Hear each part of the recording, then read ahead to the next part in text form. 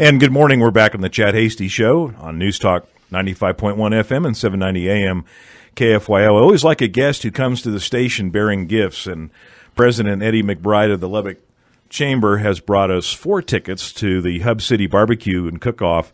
That's going to be September 21st. That's a Thursday, September 21st, from 5 to 8 p.m. And, Eddie, before we get into business, where is that located, that barbecue cook-off? Matt, it's going to be downtown. It's going to be north and northwest of the Wells Fargo Center, so it's going to be in an area that's on the streets of downtown Lubbock, and it's going to be in between there and the Civic Center. So we'll have an area all mapped out, and folks can go on our website and see what the markup looks like for the map. Perfect. And I've got 4 tickets, and Jody, we'll give these away a little bit later in the show. But Eddie, thank you. That's very gracious. Yes, sir. Hope your listeners appreciate it. Yeah, 770-5790 if you want to call in and talk to the president of the Lubbock Chamber. The chamber, of course, in town, one of the best and most respected across the United States, actually. Winner of several awards, and I think that's a point of pride for everybody who lives in Lubbock. But I wanted to get to first, Eddie, you have a network of other chamber presidents across the country and here in Texas. Who have you talked to in the impact zone of Harvey, and what are they saying to you? We have quite a few friends, obviously, on the Gulf Coast. One of my best friends, Diane Probst, she's my peer down at the Rockport Fulton, and they were probably, of all the folks I've talked to, Corpus Christi, even the flooding that goes to Pearland, Sugarland, Clear Lake, all those areas in there, they're all impacted significantly as well. But the devastation is so much more evident when you see it on TV as far as what goes on in Rockport. As far as 80% of their downtown structures were seriously damaged, 35% of them were totally destroyed, and their school system is just completely destroyed. But they're in recovery mode already. Now they're doing search and recovery and still survival in the Houston flooding. But Corpus Christi was also impacted significantly. But nonetheless, it's what they're doing now is just trying to get all of their infrastructure. I mean, they got water. You have to boil the water, but checking all the gas lines. I noticed how the Rockport mayor yesterday sent out a note saying that they won't have electricity all hooked up to September 8th. But we're going to be working on a recovery opportunity. Tell us a little bit about that. What the chamber's doing. The Texas Association of Business and Texas Chamber of Commerce executives have created a statewide network so that it's going to be a chamber-to-chamber, business-to-business opportunity where we identify what resources, we try to connect our businesses to help them. We didn't really do this for Katrina to the same degree because obviously there wasn't as significant as business impact as there is now. A lot of individual impact, but now what we're offering the opportunity to do is for Lubbock businesses at some point in time in the near future, we'll be able to connect Lubbock businesses with businesses on the Gulf Coast, and including even some of the partners. We'll probably try to have something like an adopt a chamber program where we take on a chamber and work significantly with them with anything we can provide. The chamber is also very active in both state and federal affairs, and y'all, I know firsthand, Norma Ritz Johnson, who oversees your government affairs activities, has her eyes and ears on both state and federal laws, which affect businesses both in a positive manner and in a negative manner. Over the course of the year, there's been some victories, hasn't there, for small business? It has. Last year, Matt, we were involved in 5 different lawsuits with the federal government, 3 with the Department of Labor and 2 with EPA. And all of the over-regulatory actions that the Obama administration was taking, obviously, there are a huge amount of impact on small businesses as far as hurting their ability to obviously conduct commerce. So obviously we got involved last year. We'd never been involved in a lawsuit whatsoever, and then last year we were involved in 5. And one of the most recent ones, and it's a great example of the things that we're trying to work on, is the overtime rules. It's not that we disagree with employees getting paid overtime and the difference between exempt and non-exempt employees, but they raised the minimum salaries threshold so high that it was going to have a serious impact. And I don't think they didn't do as good a calculations as they should have, and they didn't do anything as far as what I'm concerned about the impact on small businesses and how it was going to hurt us. So we joined in a suit with the other chambers and the U.S. Chamber of Commerce, and obviously yesterday, what's good news is we won our first. They won the second appeal, and yesterday the 5th District Court obviously threw out the preliminary injunction, and so obviously that was huge. Going forward, it was still not out of the weeds yet as far as making sure everything is, but we would support going back and rewriting the rule to obviously step it up like the last time they did. We're not wanting to do this in a manner that's going to hurt small business, and so we feel very happy to participate in that. Explain to me now. Tom Donahue is the president of the U.S. Chamber. Yes, sir. How do you all navigate with each other as far on federal issues? Do they bring them to your attention? Do you bring them to their attention? How does that work? Both of the U.S. Chamber of Commerce and the Texas Association of Business, but we also joined in together with the National Federation of Independent Businesses last year and the manufacturing assistance folks, so there's a great network that's developed, and sometimes it's a case-by-case basis, Matt. It's not on an everyday deal, but when these particular rules come up, they actually reached out to us and said, from the Lubbock Chamber of Commerce, especially when we did the fiduciary rule, which was heard in district court here, they asked if we would participate, and I went to the board, and the board said yes, it's something that we're doing to, defend small business, and so yes, we did, and so we work together. We keep up with what they're doing. They have hundreds of lawyers that they actually do a lot of advocating at the national level, a lot more than we can at the local level.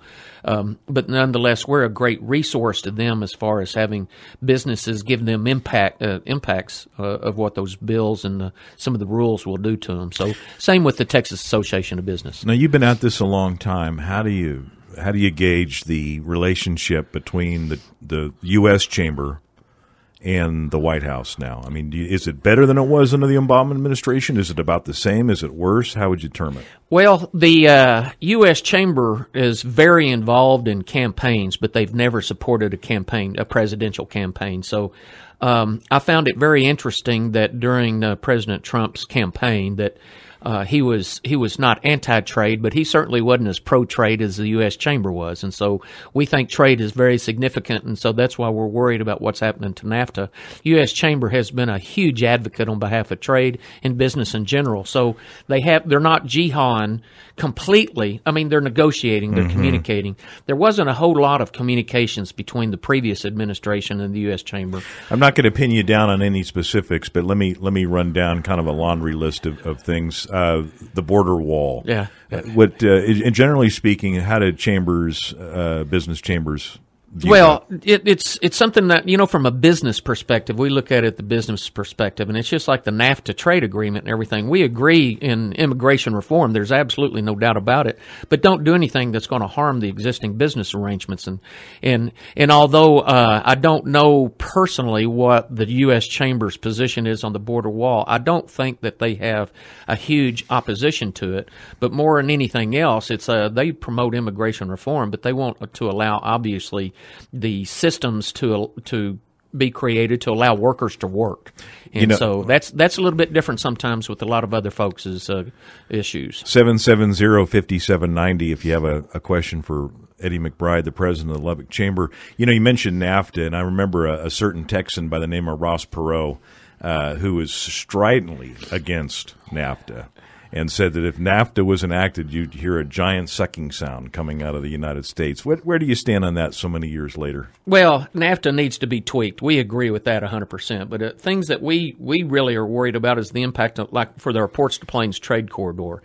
I mean, two of our biggest trading partners from Texas are Mexico and Canada. So anything that's going to inhibit that opportunity, I think, is going to be bad. Do we think that the NAFTA needs to be just flushed down the toilet? Absolutely not. Do we think it ought to be tweaked? Yes. And so I think that you'll see even the folks in Texas that we've joined a Mexico-Texas trade coalition to try to promote NAFTA tweaking as opposed to doing away with hurting it, So it's just like the TPP, the Trans-Pacific Partnership trade agreement. There was a lot of opportunities to enhance trade negotiations and tariffs in general. So I really do think that obviously this will give a great. I'm understanding that the president's looking at it a different manner. I mean, it's just like he changed his mind on Afghanistan. I mean, I really do hope that obviously the folks that he's surrounded him with is going to tell him what's happening. It's good for us. He's going to tweak it. I guess he said that. I mean, he's talked about getting out of NAFTA, but apparently he's going to adjust. That's NAFTA. what we hope, and that's what the U.S. Chamber is working forward to as well. Yeah. Jody, we're going to go to a break here, and when we come back, we'll talk a little bit more with Eddie McBride. We're going to talk about why you should join the Chamber and what the Chamber does for you, and then we'll get into what the calendar of events is the Chamber is going to do for the rest of the year. You're listening to 790 KFYO, 95.1 FM and 790 AM. We're back on the Chad Hasty Show. I'm Matt Crow on News Talk 95.1 FM and 790 AM. In the studio, we've got the president of the Lubbock Chamber, Eddie McBride, who's been doing this quite a while, and we were just talking about his predecessors, and there haven't really been that many predecessors. Eddie's kind of the modern chamber president, right? Yeah, I'm the fifth one.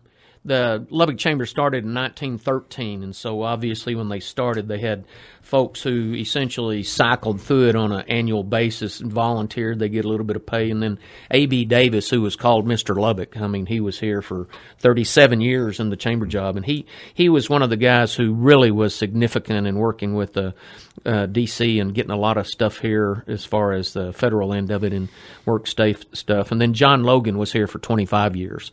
So those guys obviously had so much to play, and that's back when the Lubbock Chamber did economic development, and now we have Lubbock Economic Development Alliance and Market Lubbock, and John Osborne and those guys do a wonderful job, and they also oversee the visitors Visit Lubbock, the Convention and Tourism Bureau. If I'm a small business owner or an entrepreneur who's starting a small business, why do I join the chamber? We just talked a little bit about why you join, because they're looking out for you from a federal regulatory and a state regulatory capacity, but give me the 90-second sales pitch of why my business should join the chamber. The whole mission on a day-to-day basis, we specifically exist to strengthen, promote, and serve the business community. So no matter what size business, but specifically for small businesses, especially the ones who can't get out of their offices on a day-to-day basis, we offer that advocating, representing them, whether it be at City Hall or Austin and D.C. And so that's probably one of the strongest things for the ones who are so small they can't get out of their businesses. But the rest of the time, it's networking and relationship building and growth. I mean, we promote business growth in the community. So the things we do, whether it be a networking event or giving access to our legislators, those are the things that obviously we do on behalf of the business community that enhances also the quality of life on what goes on in Lubbock. Is it easy to get complacent when you're in a position you are with the chamber and the rate of growth here in town and the unemployment rate? Do you ever not worry too much, or are you always on that edge that you're always trying to help field new businesses to come in and encourage businesses to grow? Well, our community development end of that, Matt, is just that. We support what goes on at the city. We support what goes on at Market Lubbock and Leda. And we support LIPA for what they're doing with those venues. So one of the things we do, we also, we're pretty much, we do a good job of watching over some of the stuff that goes on in the community as far as good things and bad things. We participate in the planning and zoning efforts if they do something that might hurt business. So there's a lot of things we also do that are not obviously on the front page of the paper, but it's a lot of the backroom stuff where we go and negotiate. We are very instrumental in when food trucks, helping draw the maps where food trucks could operate. Uber, when Uber came to town, we worked very closely with Mayor Robertson and, of course, Councilwoman Gibson, who were very influential in helping bring Uber into town. So whenever there's anything that goes with pro-growth, we're very, very, I think, very involved and instrumental in making that happen. And you talked about behind the scenes. One of the behind-the-scenes functions happened earlier in the week. The Chamber planned and organized and went out and got sponsors for I guess for lack of a better term, a public service training forum. If you're interested in running for city council or you wanted to be appointed to one of the city's advisory committees, which, my goodness, there's a lot of them. A bunch of them, yeah. If you want to run for city council or county judge or whatever, this was structured in a way where someone could come in, spend 5 or 6 hours, learn the kind of the basics of running for office, campaign finances, marketing, promotions, staying within compliance of the law, and so forth. I mean, to me, that that's one of the great things you all do, but nobody, I mean, you wouldn't kind of equate that. Nah, and that's not something, and thank you for bringing that up, and I appreciate you being there as well, because it is something that we can do, and we can bring the experts in to explain how those processes occur. Just like the panel we had with Commissioner Mark Heinrich and Councilwoman Gibson, and also Friendship School trustee Kelly Grimes, to talk about what it's like as an elected official and being in the public eye. But also teaching about the ethics rules and the filing, and thank goodness Becky Garza was there to talk about how you get that started and everything. So I think all in all, that's one of the things that the Chamber does when it comes to supporting small business and supporting folks to get into the elected campaigns, and not just for folks who are going to run, but the people who are helping them. So that's one of the things that I think that we do best in trying to connect people with the process. The Chamber of Commerce, Matt, is where politics and policy, actually, it's the nexus. Folks say that maybe we shouldn't be in politics, but if we're not at the table when it comes to political discussion, we're going to be on the menu. Well, and that speaks to the way laws are created and the way laws are written and who has input into those laws. And everybody knows there's good legislation and there's bad legislation. Sure, absolutely. And the person who owns a small company with 3 or 4 employees, or 30 or 40 or 300 or 400, like you say, they don't have the budget to have a government affairs person on the staff. So you all effectively kind of are the eyes and ears and the radar sweeping, back and forth. How much time do you spend sitting down with business owners? Do they come in to see you? I mean, how often do you interact with them? Oh, weekly, daily. The office is situated downtown where it's obviously easy to get to, but the events we hold, I mean, like on Wednesday morning, we had a kickoff breakfast for the football program, and both President Skuvenik was there and Kirby Hocutt, the athletics director, and of course Coach Kingsbury. But at that, we had 500 people there, and I talked to, I wish I could tell you how many. I talked to 30 people on Wednesday morning. One of the first questions is how's your business going? Do you ever get tired of people asking you what's in it for me? What justifies my dues and all that?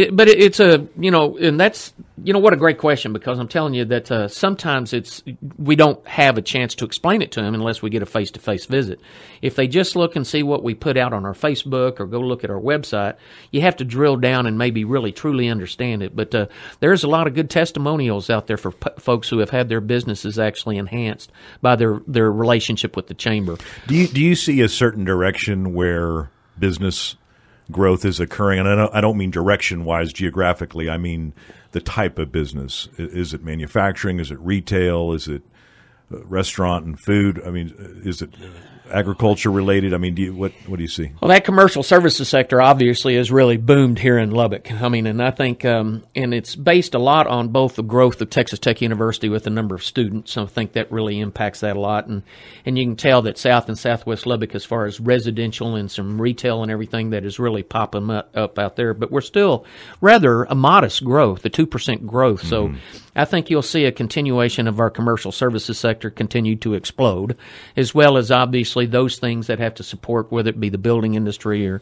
other things of that nature. But I don't see any. Manufacturing is coming back to play, though. Mm-hmm. I saw the other day U.S. News and World Report ranked Covenant Hospital the 12th best hospital in Texas. Yep. Do you get a sense that we have a lot of retarees coming into town to live here, and a lot of absolutely. Now, a lot. Now, when you say a lot, I think there is a moderate influx of folks that come take advantage of both the health care system as far as education as well. Eddie McBride, ladies and gentlemen, and he's down at the Chamber. Give him a call. Everyone's got a smile on their face down there and always welcoming to people coming in to talk to him.